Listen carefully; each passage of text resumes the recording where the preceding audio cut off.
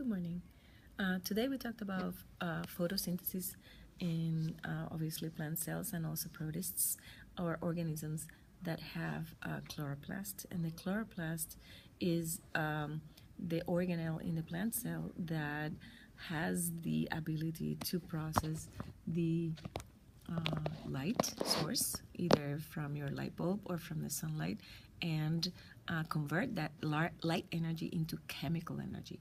A chemical energy, what we refer to, is glucose in this case. And glucose is a molecule that all organisms use to break apart. And when you break something, energy is produced. So therefore, glucose is our energy source.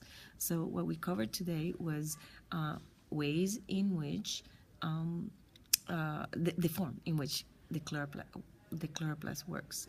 For that, the chloroplast has different parts of the chloroplast, which are the chlorophyll, which is the molecule, the pigment that makes it green in color, that is inside a part of the chloroplast called the thylakoid or thylakoid. It depends on who pronounces it and where.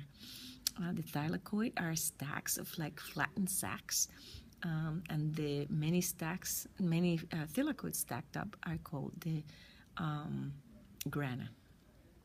These grana float inside of the chloroplast, and that substance that it floats into, that space, is called the stroma.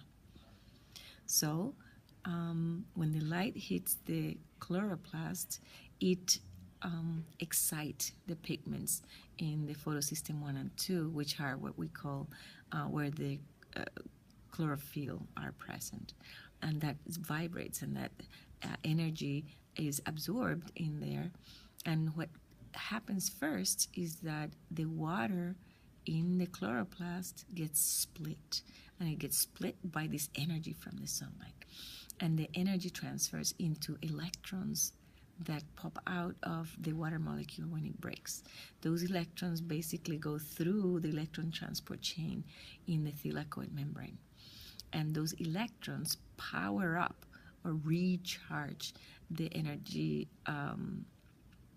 carrier called ATP. ATP has been used in the dark reaction. In the dark reaction, it's used to make glucose, and it comes back into the light reaction in the thylakoid to be recharged, and that's how the energy is transferred from the electrons from the water molecule into the ADP. In addition to that, the water breaks into hydrogen, oxygen, and electrons. Electrons move through the electron transport chain. The oxygen is absorbed by the plant cell and is used in the plant. Other cellular happenings in the cell, in addition to cellular respiration in the mitochondria, and the excess gets released, so it's a waste product of this system. The hydrogen is used to power up, to recharge the second energy carrier called NADPH. NADPH again is used in the dark reaction, comes back to the light reaction, and is recharged from this hydrogen that came from the water molecule. So if you remember, the photosynthesis equation is water plus carbon dioxide are the reactants.